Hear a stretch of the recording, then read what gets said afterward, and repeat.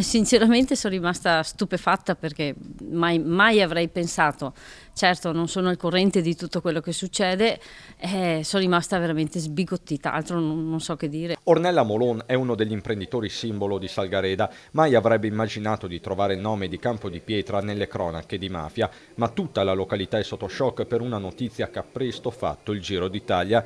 Matteo Messina Denaro, il ricercato numero uno di Cosa Nostra, l'erede di Totò Riina, si sarebbe nascosto per qualche giorno in una cantina da queste parti, in una casa isolata di colore giallo, pare nel 2014. La clamorosa rivelazione è stata fatta da un collaboratore di giustizia, il siciliano Emanuele Merenda, membro dell'organizzazione criminale smantellata dall'inchiesta sull'infiltrazione della camorra casalese a Eraclea, che ha portato in cella anche l'ex sindaco. Secondo il pentito di mafia, il boss dei boss si sarebbe rifugiato a Campo di Pietra, ospite di Vincenzo Centineo, pure lui siciliano, è finito agli arresti sempre nell'ambito dell'inchiesta sulla mafia del litorale. La testimonianza è ritenuta attendibile dalla Procura di Venezia e traccia un quadro davvero inquietante. Salgareda, che arriva da Eraclea anche, no?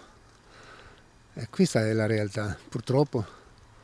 Non pensavamo arrivare a tanto. Non si pensa mai su un paesetto così di trovare, di sentire queste notizie per il giornale. Guardando l'esempio di Eraclea, sicuramente qualcosa c'è. È una notizia che lascia un po' esterrefatti, perché comunque nel territorio non pensavamo che anche qui si sentono questo tipo di notizie, insomma. Però siamo aperti a tutto ormai, c'è di tutto di conseguenza.